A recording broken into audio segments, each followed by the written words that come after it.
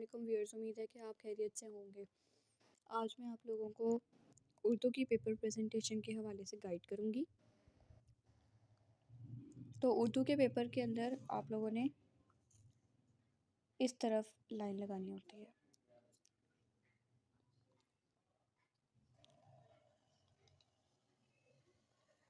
तो इस तरफ आप लोगों ने एक लाइन लगानी है, डबल लाइन लगा लें।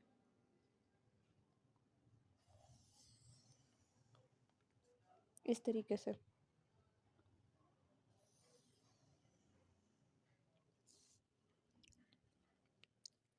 तो उर्दू के अंदर जो आपको सवाल नंबर 1 आता है वो आप लोगों को आता है MCQs का। तो जो सवाल नंबर 2 होता है वो आप लोगों को आता है अशार की तशरीह का। तो मैं अशार की तशरीह से ही फिर आगाज़ करती हूँ। सबसे पहले मैं आप लोगों ने ऊपर जो लिखना है वो लिखना है आपने हिस्सा इंशाइया।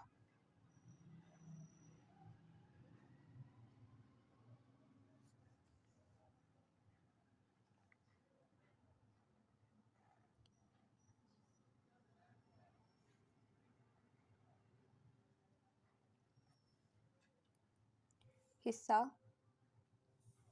फिर आप लोगों ने लिखना है सवाल नंबर 2।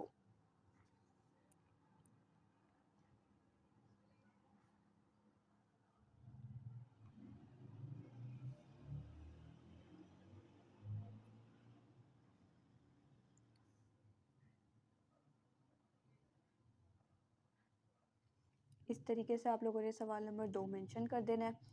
तो उसके अंदर आप लोगों को पहला हिस्सा आता है हिस्सा नज़म का। फिर आप लोगों ने लिखना है हिस्सा नज़म।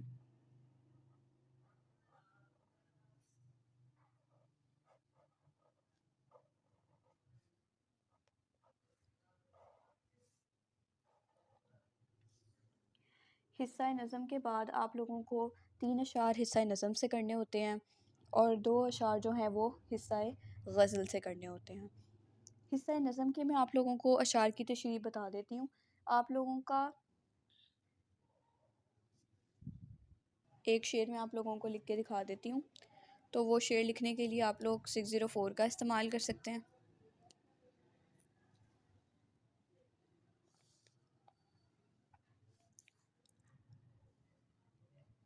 डाली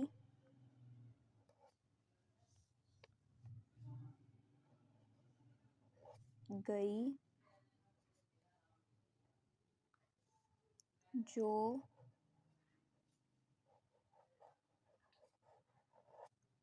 फसले ख़ज़ां में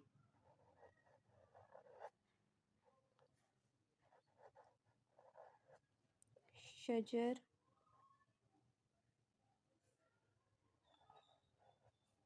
से टूट।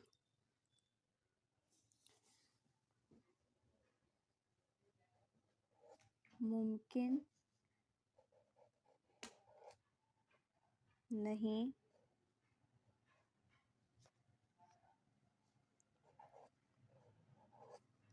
हरी हो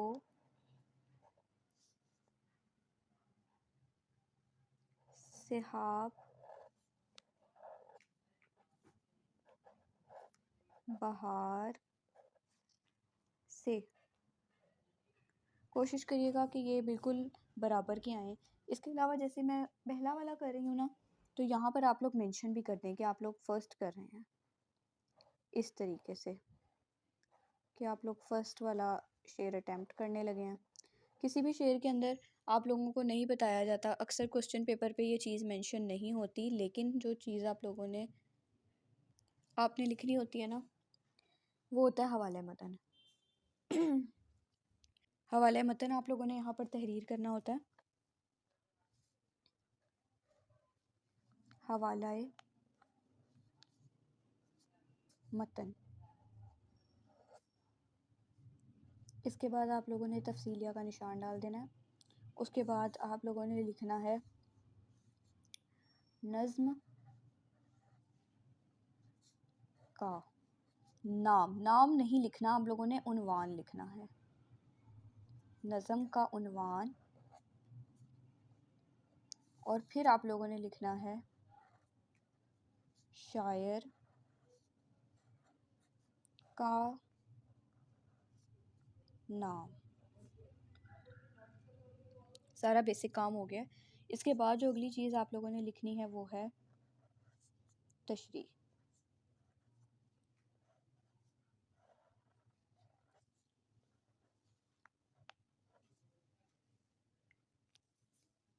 तशरीह के आगे आप लोगों ने तफसीलिया का निशान डालना है ऐसे, ठीक है।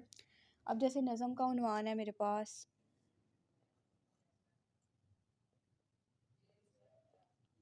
पेवस्ता रह शजर से उम्मीदे बहार रख, और शायर का नाम मेरे पास आ जाता है इलामा मोहम्मद इकबाल रहमतुल्लाह। हो गया। तशरीह के अंदर कुछ नकात मद्देनज़र रखने होते हैं। सबसे पहले तो आप लोगों ने जो भी आपका जो शायर है उसका थोड़ा सा इंट्रोडक्शन लिखना होता है, यानी उसके बारे में आप लोगों ने बयान करना होता है। उसके बाद आप लोगों ने आना होता है मफ़हूम के ऊपर। मफ़हूम के बाद आप लोगों ने तशरीह करनी होती है। जैसे मैंने इस तरीके से पेज रेडी किया तो कम से कम मुझे इसकी जो तशरीह है वो लिखने में 1 से 1.5 साइड लग जाएगी। ये मैं आप लोगों को दिखा देती हूँ। तो व्यूअर्स, ये मैंने आप लोगों के लिए तशरीह लिख दी है। मैं आप लोगों को इसका बता देती हूँ पैटर्न। ये तशरीह है, इलामा इकबाल की नज़म से ली गई थी। तो सबसे पहले मैंने इलामा इकबाल का थोड़ा सा इंट्रोडक्शन लिखा है। उनका इंट्रोडक्शन लिखने के बाद मैंने नीचे उनके बारे में एक जो है वो कोटेशन लिख दिया मैंने, जिसे कहते हैं हवाला लिख दिया, ठीक है। ये बहुत बेहतरीन तरीका होता है नज़म को अटेम्प्ट करने का।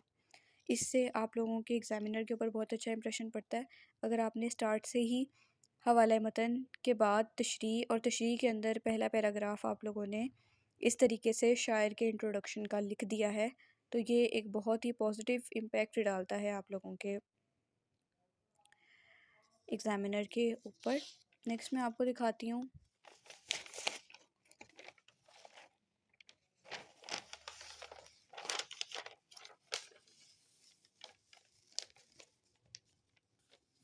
ये देखें, ये पिछली वाली आधी शीट और ये वाली पूरी शीट मैंने तशरीह के लिए लिखी है। ये आप देख लें। एक पेज के ऊपर मैंने ऐसे 2 अशार लिखे हैं और एंड के ऊपर छोटी सी लाइन डाल दी है, ठीक है। आप लोगों ने भी इसी तरीके से अपना पेपर अटेम्प्ट करना है। ये अगर आप मेरे पैटर्न को फॉलो करेंगे तो मैं आप लोगों को गारंटी के साथ कह सकती हूँ कि आप लोगों के बोर्ड में 90% से ज़्यादा मार्क्स आएंगे। आप लोग किसी भी बोर्ड से ताल्लुक़ रखते हैं, आप लोग अगर इस पैटर्न को फॉलो करेंगे तो आपके बहुत अच्छे मार्क्स आएंगे। अगर आप लोग चाहें तो आप ये अशार लिखते हुए 1 लाइन ऊपर वाली और 1 लाइन नीचे वाली छोड़ भी सकते हैं, लेकिन उससे क्या होता है कि आप लोगों का सफ़ा ऐसा लगता है जैसे जगह छोड़ी हुई है, आप लोगों ने बीच में कुछ लिखा नहीं हुआ, आप लोगों का वो एक मुस्बत असर नहीं पड़ता एग्ज़ामिनर के ऊपर। अब मैं आप लोगों को गज़ल का पैटर्न बताने जा रही हूँ, तो वो देख लें। गज़ल का भी तकरीबन मिलता जुलता ही है। अब आप लोगों को गज़ल का लिखना है तो सबसे पहले आप लोगों ने ऊपर मेंशन करना है कि हिस्सा गज़ल।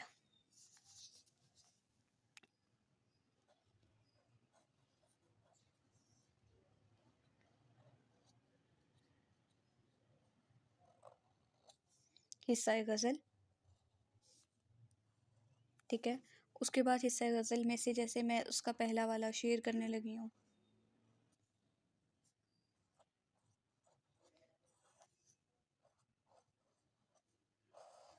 पहला वाला शेर मैं आप लोगों को लिख कर दिखाती हूँ 604 से।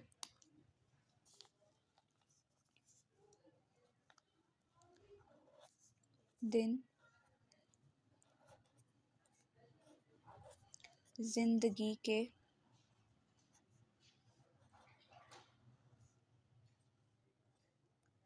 ख़त्म हुए,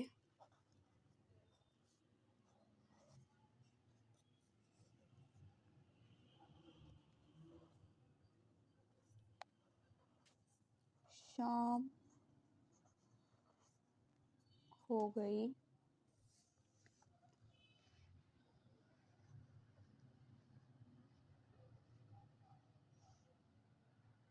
फैला के पाँव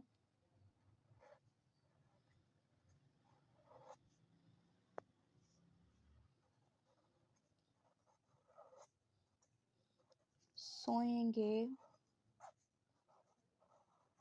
कुंज कुंजे मिज़ार में। तो ये आप लोगों ने देख लिया है कि मेरा शेर मैंने लिख लिया। इसके बाद हवाले मतन लिखेंगे।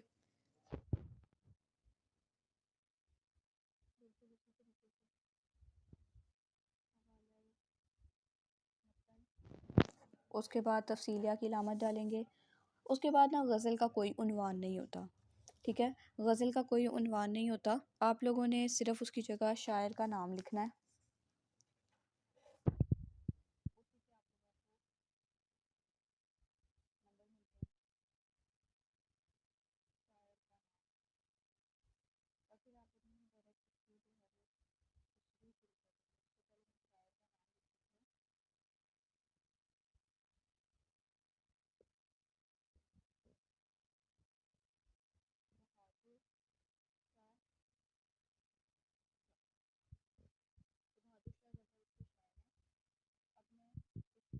बना देती हूँ।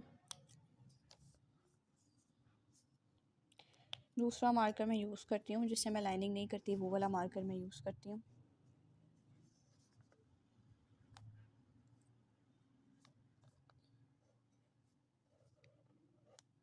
तशरीह लिखा है मैंने इससे, ठीक है। तशरीह भी लिखते हुए आपको मैं बता दूं कि आप लोगों ने सबसे पहले इंट्रोडक्शन लिखना है शायर का। उससे पहले ये वाली बात मैं रिपीट कर देती हूँ कि उर्दू के पर्चे में आप लोगों ने दाहिनी तरफ लाइन लगानी होती है,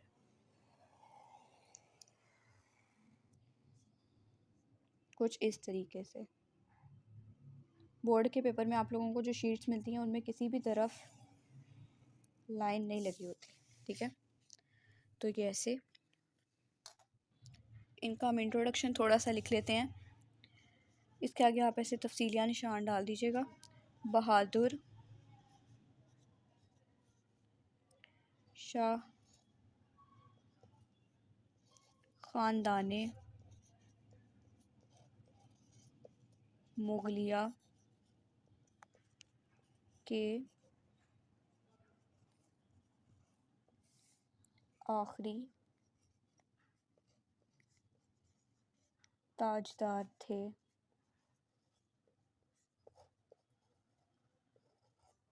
जब उन्होंने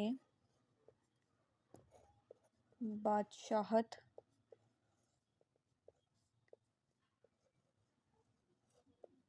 संभाली तो उस वक्त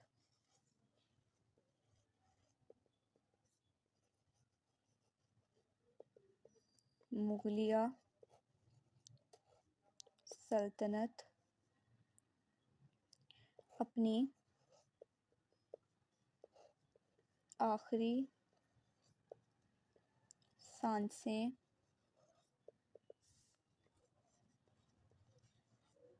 ले रही थी।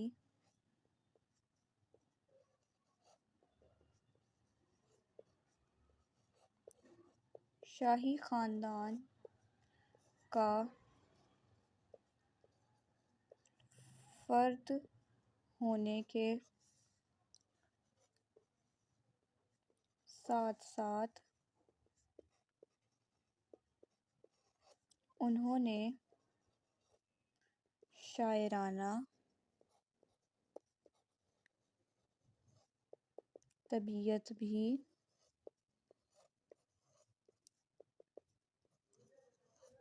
पाई थी।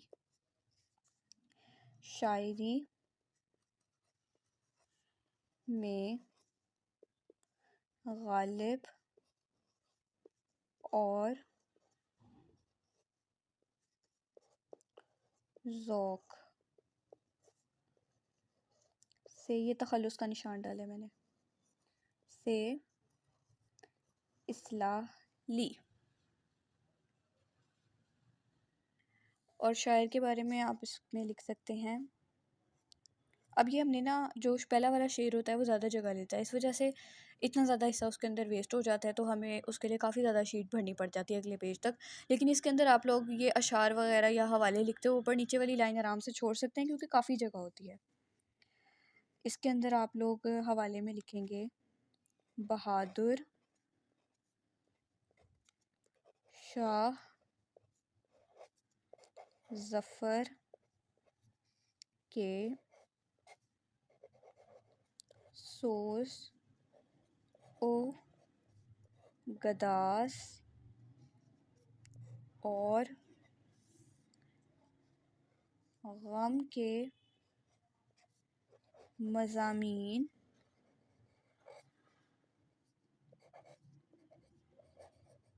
पढ़ने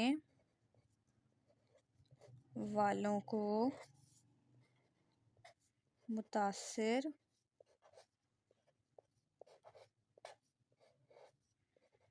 करते हैं। उसके बाद इस शेर का आप लोगों ने थोड़ा सा, जिसे कहते हैं ना, मफ़हूम लिखना है, लेकिन मफ़हूम की हेडिंग बनाने की ज़रूरत नहीं है, वो आप लोग वैसे ही लिख सकते हैं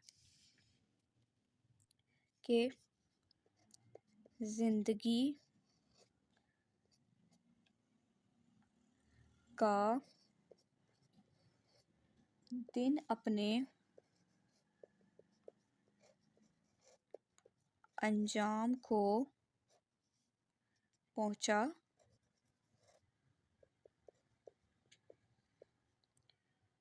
अब हम आराम से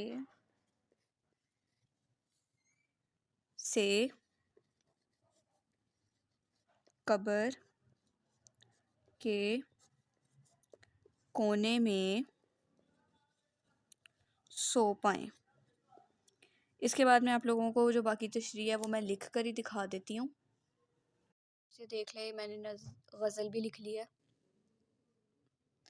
सबसे पहले मैंने बहादुर शाह ज़फ़र का इंट्रोडक्शन का एक पैराग्राफ लिखा है, उसके बाद मैंने उनके बारे में एक कोटेशन लिखी है, ठीक है। उसके बाद मैंने ये गज़ल के लिए मफ़हूम सा लिखा है। लाइनिंग भी आप लोग देख लें और लेंथ में आप लोगों को बता देती हूँ, ये देखें, इतनी लेंथ काफ़ी है आप लोगों को 2 में से 2 नंबर दिलवाने के लिए। एक पेज के ऊपर ये 2 मैंने 7 अशार लिख लिए हैं रेफरेंस के लिए, और ये मैंने सारी की सारी तशरीह की है। इसके अंदर मैंने अशार के ऊपर और नीचे वाली लाइन इसलिए छोड़ दी है क्योंकि ये काफ़ी लंबा हो गया था, तो इसमें आपको 2 नंबर आराम से मिल जाएंगे। और एक ज़रूरी बात जो मैं आप लोगों पर वाज़िया करना चाहती थी, जो ज़्यादातर बच्चों को नहीं पता होती, वो ये कि शेर पर आप लोगों ने इख्तिताम नहीं करना, इस तरीके से बात अधूरी रह जाती है और आपको 1.5 मार्क्स मिलता है। अगर आप 2 मार्क्स पूरे लेना चाहते हैं तो उसके लिए आप लोगों ने एंड के ऊपर कोई ना कोई लाइन ज़रूर लिखनी है, जैसे मैंने इसमें लिख दिया कि इसमें सनत सियाक़तुल इदाद इस्तेमाल हुई है, यानी कि ज़िंदगी के दिनों की बात हो रही है। ये सनतें वग़ैरह आप लोगों को याद करने की ज़रूरत नहीं है, आप लोग जो भी चाहते हैं तशरीह वग़ैरह आप वो उसके मुतालिक कोई भी लाइन लिख सकते हैं, ठीक है। ये मैंने आप लोगों को पेपर प्रेजेंटेशन बताई है। एंड के ऊपर मैं आपको सारे पेजेस की एक दफ़ा फ़ोटोज़ दिखा देती हूँ, तो आप लोग ज़रूर इसकी प्रैक्टिस करें और ये वाला तरीका अपनाएं। आप लोग 9 क्लास में, आप लोग 10 क्लास में, फर्स्ट ईयर में या फिर सेकंड ईयर में आप ये वाला तरीका ज़रूर अपनाएं। तो अब मैं आपको पिक्चर्स दिखा देती हूँ, इसका भले आप स्क्रीनशॉट ले लें और इसकी बार बार प्रैक्टिस करते रहें। देखें व्यूअर्स, बहुत मेहनत से मैंने वीडियो बनाई है, इस पर ज़रूर अमल कीजिएगा, ये आप लोगों की बेहतरी के लिए ही मैंने वीडियो बनाई है। और फॉलो और सब्सक्राइब और लाइक वगैरह ज़रूर करिएगा और अपने दोस्तों से भी कहिएगा। आप अपने फ्रेंड्स वगैरह से कहेंगे तो इससे मुझे बहुत सपोर्ट मिलेगी, तो आप लोगों का थैंक्स होगा। और इसकी ज़रूर प्रैक्टिस करिएगा। स्क्रीनशॉट इसका भी ले लें, इसका भी आप लोग स्क्रीनशॉट ले लें। और अगर आपको कोई प्रॉब्लम फेस हो रहा हो तो आप कमेंट सेक्शन में मुझे ज़रूर बताइएगा और बेल आइकन को क्लिक करना मत भूलिएगा। Thank you.